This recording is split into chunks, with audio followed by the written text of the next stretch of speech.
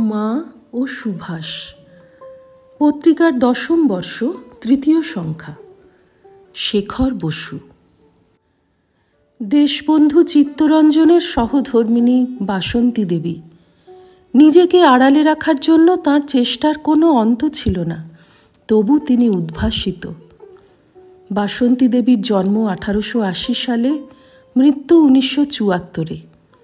পিতা বরদানাথ হালদার ছিলেন আসামের বিজনি ও অভয়াপুরী এস্টেটের দেওয়ান।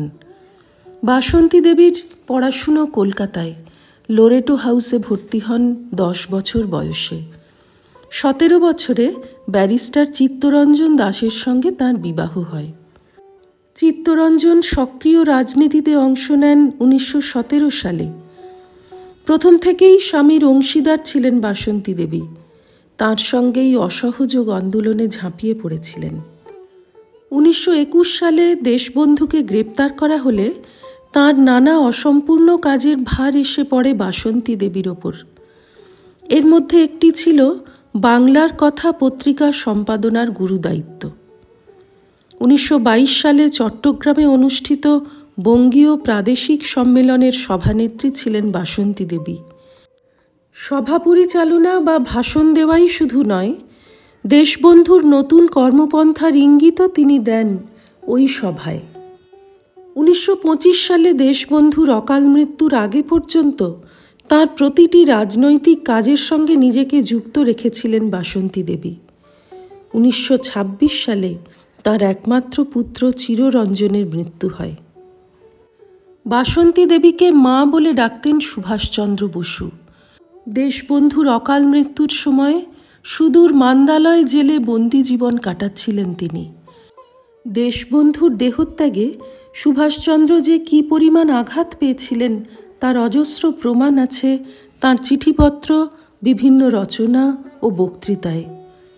বাসন্তী দেবীকে সুভাষচন্দ্র মায়ের মতোই শ্রদ্ধাভক্তি করতেন, নানা বিষয়ে নির্ভর করতেন, এমনকি কঠিন রাজনীতিতেও দিকদর্শিনী হিসাবে মান্য করতেন তাঁকে।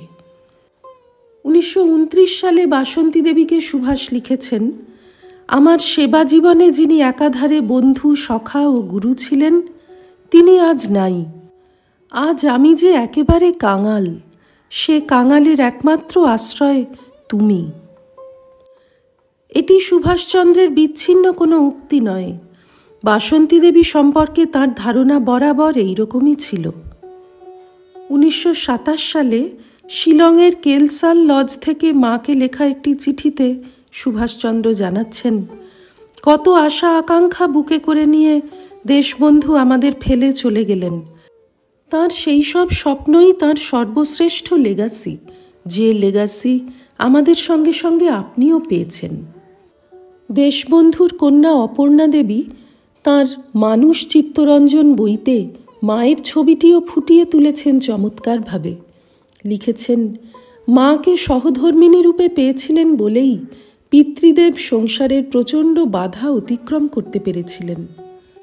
একদিন এক সান্ধ্য বৈঠকে মার অসাক্ষাতে বাবা বললেন, তোদের মা কখনো নিজের জন্য কিছু চায়নি, আমাদের সংসারে তিল তিল করে ও নিজেকে বিলিয়ে দিল, কোনোদিন ওর মুখে কোনো অভিযোগ শুনিনি। মার সম্বন্ধে এরকম উচ্ছ্বাসপূর্ণ কথা প্রায়ই তিনি আমাদের কাছে বলতেন।